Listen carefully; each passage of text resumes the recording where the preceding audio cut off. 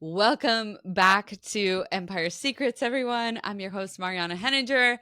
And as you know, this is the podcast for coaches and course creators. If you're established, if what you're looking for is like, hey, give me some signal above the noise here. I know the basic stuff. I want to go deeper. I want to go ninja. You know, you found your home. Welcome back or welcome for the first time if this is your first time listening. I want to chat about delegating today. Now, we all know we're either already delegating or we know that we need to delegate. Kirsten Graham is a business coach who focuses on outsourcing, who focuses on how can we build and scale with stability, with sustainability. And obviously, that means that we're not wearing all the hats. We're looking for those opportunities where we can bring some ninja folks into our team. There's so many layers to unpack. Kirsten is also the founder of sixfigurebusinesscoaching.com. And she's been a business owner for 30 years, I just learned. So, Kirsten, welcome to the show. And let's just dive right in. When you are helping folks with delegating, first of all, let me, even before I start there, why do you choose to focus on delegating and outsourcing? Sure. So my background's real estate. I started selling real estate in the late 80s. I moved over to the mortgage side. I eventually owned a mortgage company and a title company, and I've owned gyms. But all the businesses that I've owned, I've had staff. And for years, I mentored other business owners. I would do loans for them. And because they were self-employed, I'd see their personal tax returns and their business tax returns. And then they take me out to lunch to pick my brain. So I mentored for a little over a decade before I actually started taking paid clients. I know I just kind of fell into it.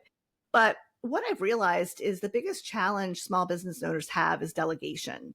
And it's so important to realize that you do not have to do everything yourself. I feel like we live in a culture that kind of celebrates, burnout.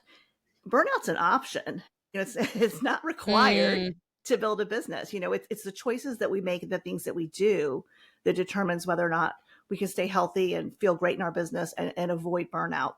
And part of that, I think, is learning to delegate and learning to build a team around you of people that are supporting you and building a much bigger dream than you could build on your own. Oh, I love that. It's thinking long-term about your business. A lot of folks, whether they have that VA, that marketing assistant, or maybe a few team members by this point, there's always that conundrum of like the cash flow that comes in and looking at a team member that you're going to add on as like, oh my gosh, all of a sudden, instead of being able to take this much, I'm going to only be able to take this much. And I think a question that a lot of business owners ask is basically, do I build the business to the point where I can no longer handle all of these things and therefore I absolutely must have more team members? Or do we preemptively put the team member, maybe an S after that, to go out and build the business, to go out and focus on biz dev and lead gen and getting more folks in the door? Yeah, it's a lot easier to hire as you're building. You see it all the time. People try to hire when they're absolutely maxed out. In that case, most of the time they don't have a really clear job description.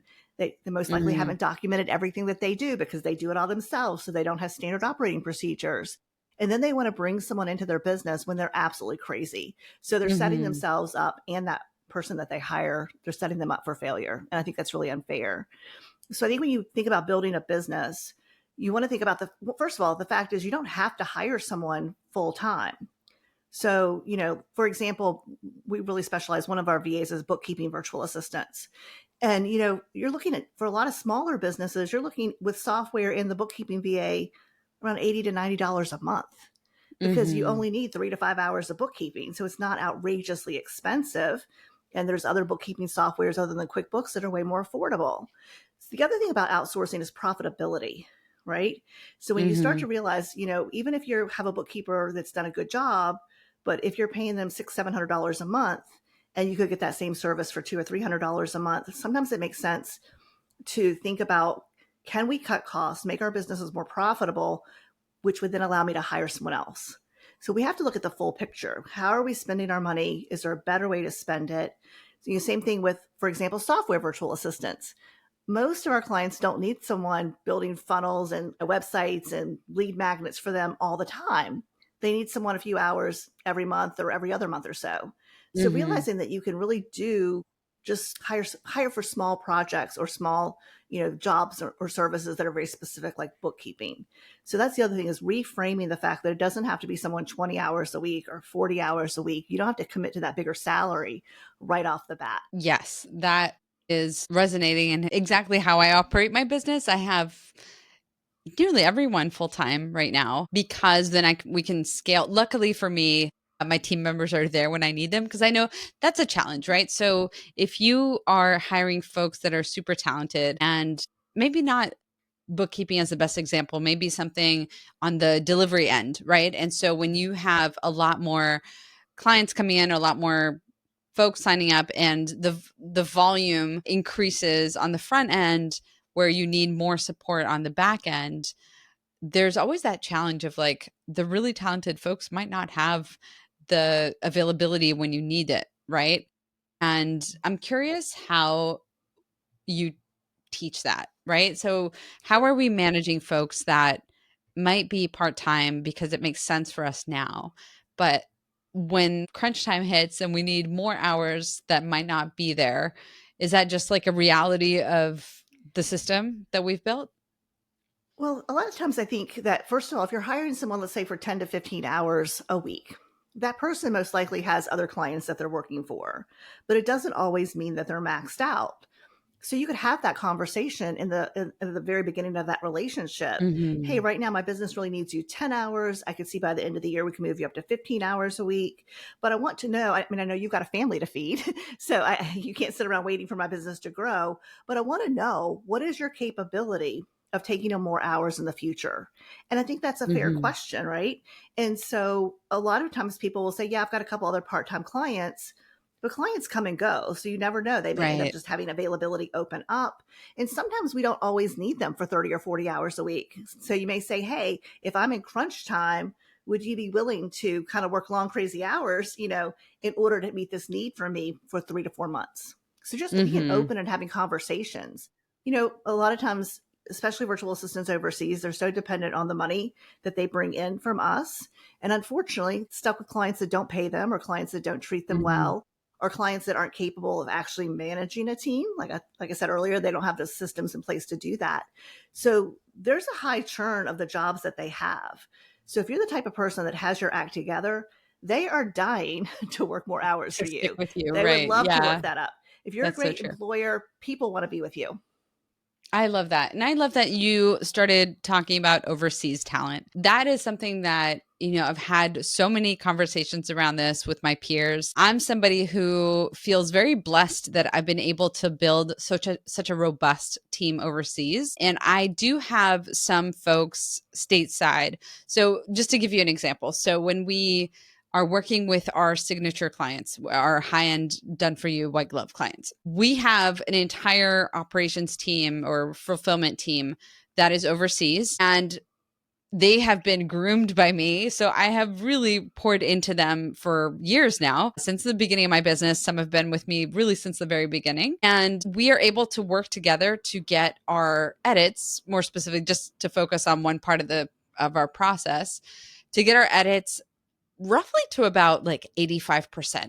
So it gets to a point of diminishing returns for me where I'm the one who's actually giving feedback on every single edit for our high end clients. And I love doing that. So that's not something I want to outsource right now. Right. And there comes a point where I'm giving so many detailed feedback. And sometimes it's like, sometimes I wish I could just like go in and take over the edit, but I don't want to do that. And that's fine. That's kind of like, the barrier that I've set for myself as CEO. I am not in the edits. It gets to a point where, again, it takes more of my time than necessary. And so once we get to that point, and I feel pretty much where we've sort of hit the max of where their talent can take us, and then we sort of switch over to a different team. So most of my editors there are based in LA.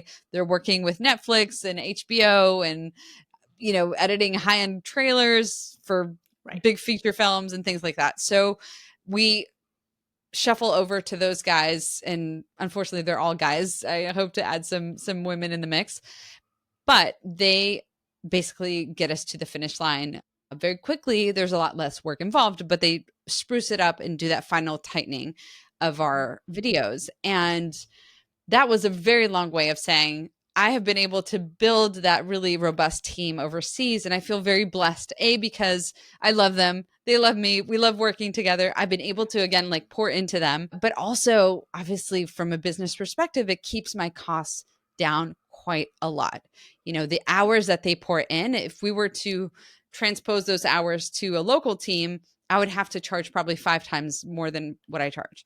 And that's okay. I mean, eventually my prices will rise, my profit margin will get even bigger, but I'm just going to give those guys raises and keep the same system. Anyway, all this to say, my question is thinking about talent, right?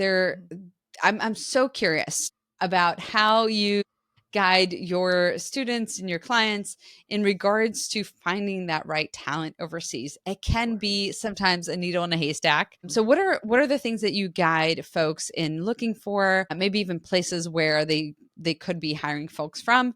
And then obviously, as you've mentioned a couple of times, having those things in place for when you're onboarding, right? Those SOPs, Yes. the clarity in the roles and all of the other things. Well, first of all, I want to commend you on the fact that you understand the value of having team members that can take a project to a certain level. Some people are all or nothing. If you can't get it to Hollywood quality, then I'm going to throw the baby out with the bathwater.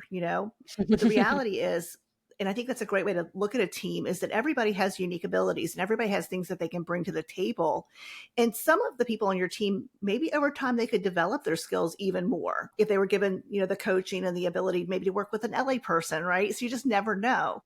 But expecting someone, especially someone very affordable, someone who doesn't always have the best internet or the best software, to be able to create that LA style, Hollywood style film is not realistic. But like you said, it's so expensive to hire the LA people to do everything. So I think you have got a really good perspective on that. And I think that's something that everyone on here should really listen to, because you don't have to have somebody who's perfect. Sometimes you just need someone who can get you to a certain level, and then either you can take it back over, like you said, you could go through the edits and do that yourself if you needed to, or you hand it off to someone else who is more expensive that finishes it off. So I think, first of all, I want to commend you. I think that's brilliant on your part. Cool, thank you. Yeah, it's a great system that's worked really well, and it's helped Mhm. keep that healthy profit margin for my business. Yes. Yes. But yeah, so walk us Right. through, if we're Sure. looking for that talent. For me, it was definitely, trial and error at first. Right. Yes. And to this day, I've definitely had folks join the team and I didn't feel like they were a good fit, or sometimes they just weren't responsive, which I Right. really communicate early on that communication is my top value. Like Right. you might not be the best at the delivery or at the skill set, but you must be the best communicator with me. So anyway, that's just like a personal thing that I've learned over time is incredibly important. Yes. What else? So what we do is a little bit different. First of all, we hire all of our clients' virtual assistants for them. We're not an outsourcing agency, so we hire people, we train them, we provide the SOPs for our client to then manage them. I believe we lead people, we manage tasks. So by giving our clients the SOPs and teaching them how to use those to manage all the tasks that their VA does has been very helpful.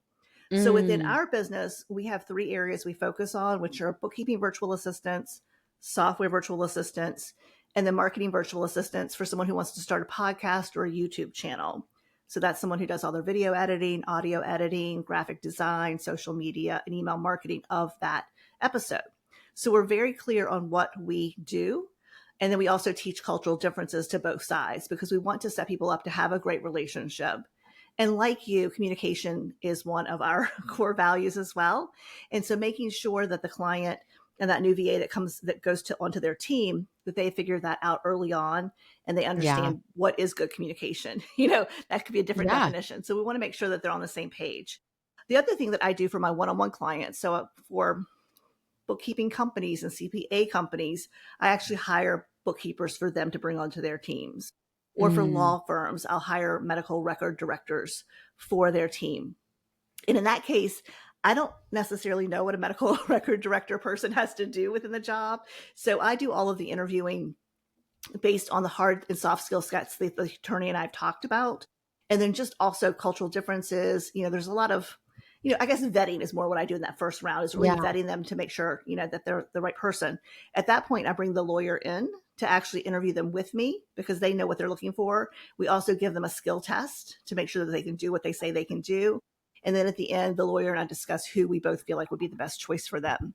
So it's a little bit different. I think one of the challenges for hiring team members is if you're not doing it regularly, it can be more challenging. We're hiring, Hmm. I've got an entire team that hires. So we're hiring constantly and we're vetting and we're eliminating people and then we're training them. So my advice is always hire slowly, fire quickly, but be Hmm. very clear. Write a detailed job description. The other thing is there are no magic unicorns. Don't try to Right. hire one person who is going to be your bookkeeper and they're incredibly creative and they're also going to be your great admin. Those are different skill sets and they're different passions. If you hire someone who loves video editing and graphic design, and that's kind of their unique ability along with their passion, they're going to rock that job and they're going to love it and they're going to stay with you for years. If you try to get your bookkeeper to do that job, you're going to lose the person that does your books and the person that's doing your editing, right? Because they're going to be miserable. So we really focus on hiring the right person for the right job and understanding that you can have multiple team members that are not even 20 hours a week. So Hmm. having a very clear job description, and then also what hard skills and soft skills does that job description require? And then making sure you're hiring for those. The other thing is, again, spend time, 1, 2, 3 interviews. Don't feel like it's just one interview and I'm going to go with you. Oh yeah. Really weed Yeah. out people. Our job is weeding out. My goal is I want to weed out as many people as possible who don't meet a certain level. And then once they get to Hmm. the next level, again, when we go into those first interviews, my goal is elimination, not hiring. When we go into Yeah. the second round of interviews, we're looking more into hiring. Interesting. I love that separation there. Are you guys then functioning like an agency where they are your employees, quote unquote, or no? Or No, are you just like you're headhunting, you're vetting, and then you're placing them and that's it? correct. Yeah. I feel like for especially, well, for any business owner, no matter the size, but I think it's very important for your team members to be on your team, for I you to write agree. their Okay. paycheck. We're so on the Yes. same page about that, Kirsten. I have Oh, had yeah. bad experiences Yes. working with agencies where I felt like the person was more rightfully so kind of loyal to the agency. And I'm like, wait, Correct. there's a conflict Right. here.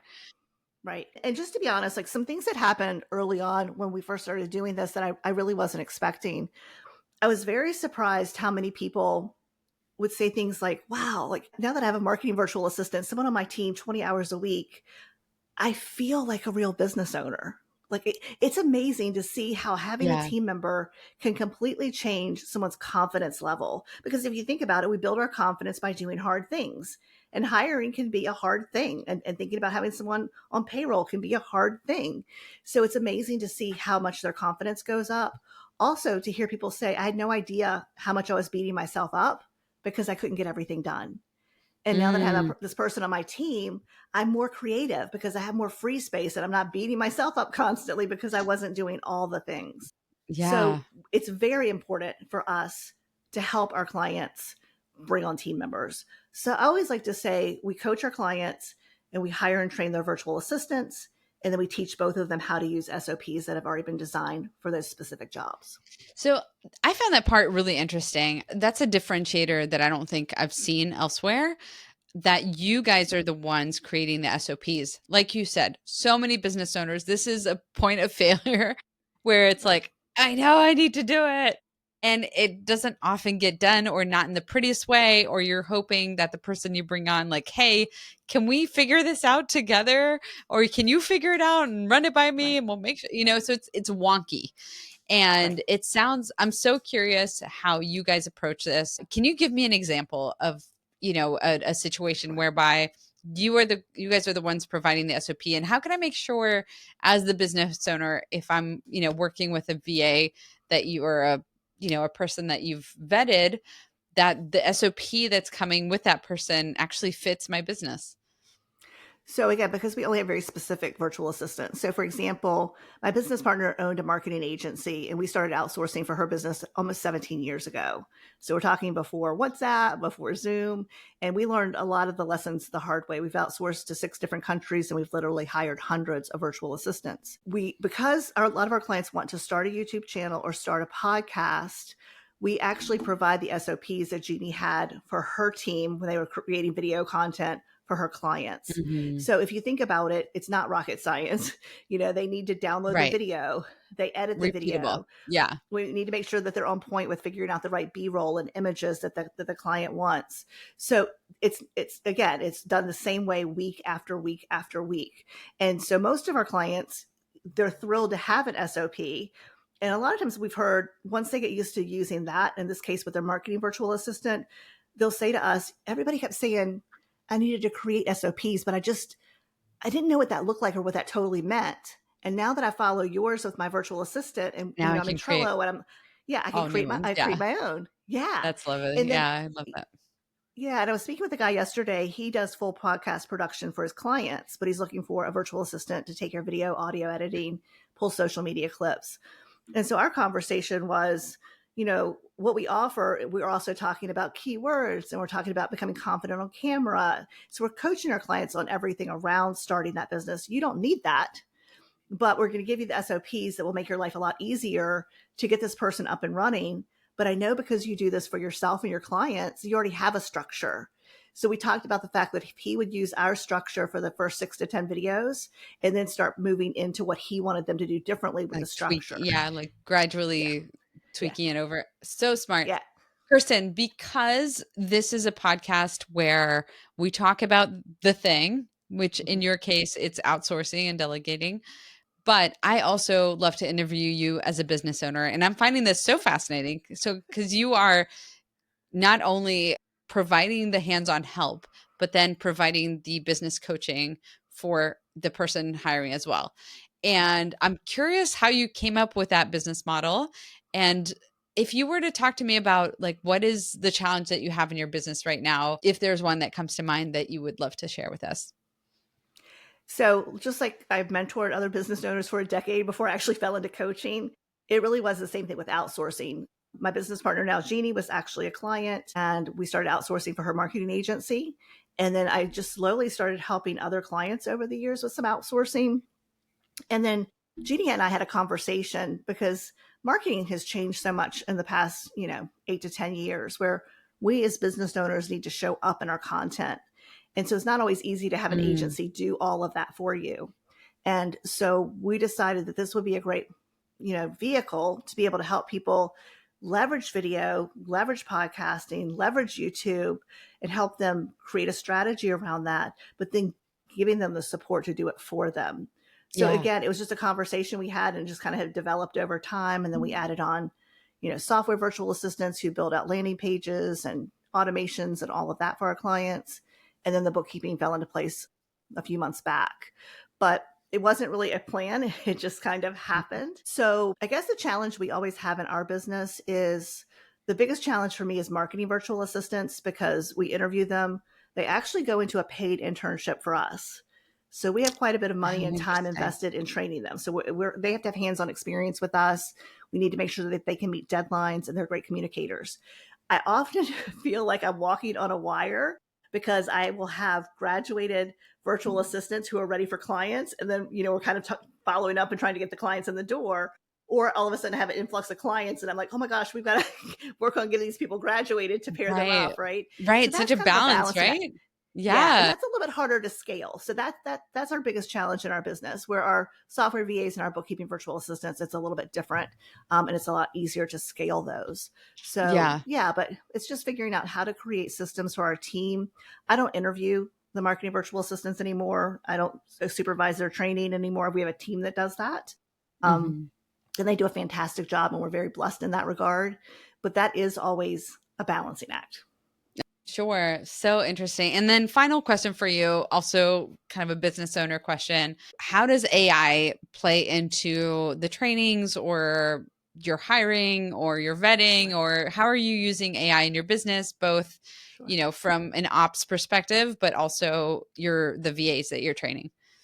Okay, I have a confession to make. I have never in my life thought, oh, I wish I were 20 again, or I'd like to go back and do my 30s over. When AI came out, I thought, holy crap, I would kill to be 20 right now. Because I think it is amazing. And I think what it's going to bring to us is going to be phenomenal if we learn to use it correctly. So yes, we do use AI to help write job posts or job descriptions or to tighten up our processes. All of our virtual assistants, as far as the marketing VAs, do learn how to use AI because AI is great at helping to clean up audio. We also help them learn to use a tool to write descriptions. But again, we teach them to use it as a tool. The worst thing you can do is be lazy with AI. And that's a pet peeve we have. And I like to compare it to a hammer. Most people don't hit a hammer once and they drive the nail into the wood. You use that hammer and you hit it repeatedly. And that's how we explain how to use AI. Take it from one tool and move it to another and keep working on it until it really is something special, not just something that any AI could have popped out. So we do a lot of training around AI with our clients. We have a full AI library for prompts for our clients on the software. Are you familiar with High Level? Oh yeah. I'm a huge high level girly. Okay, so we have a white label version of that. We white labeled it about 4 years ago. And our really value add is when clients sign up with us, one of our VAs actually sets up their account. We get them up and running quickly. And then they have access to buy block. Yeah, it's so fun. And they have access to buy blocks of time with our VAs to build websites, landing pages, whatever they want. But we have an AI prompt library. So if they're creating a certain type of funnel, we have prompts that they can use, at least to help get them started. So that's one of the things that we really do enjoy creating, our prompt libraries. That's lovely. Another smart layer to your business is the agency. Very, very cool. Thank you. Kirsten, it was such a joy having you. If we were to leave our listeners with like the gem, the practical advice, the thing that they should walk away with this episode or from this episode with, what would that be? As humans, it's very easy to justify doing things like sitting in Canva and creating social media posts because that's safe. It's a lot safer than following up with that person you met last week or pounding the pavement or learning something new like creating ads. Ask yourself, am I not delegating this because it's a safe place for me to quote unquote be working, but the work isn't really moving the needle? And so I think the business owners that do really well, they spend their time doing the things that are going to move the needle and they delegate everything else. I love it. CEO hat all day, every day. And Kirsten, I know that you have a quick resource for folks. Tell us where they can connect with you and we'll wrap it up from there. Yeah, you can find me at sixfigurebusinesscoaching.com, and that is SIX, figurebusinesscoaching.com. And we do have a free resource for you. It's called Double Your Income with a Marketing VA. And you can find that at outsourcingforbosses.com. Love it. Thank you so much, Kirsten, for sharing. We'll have all of those links in the show notes as usual. And once again, thank you for joining us on another episode of Empire Secrets. We will see you on the next one. Bye for now.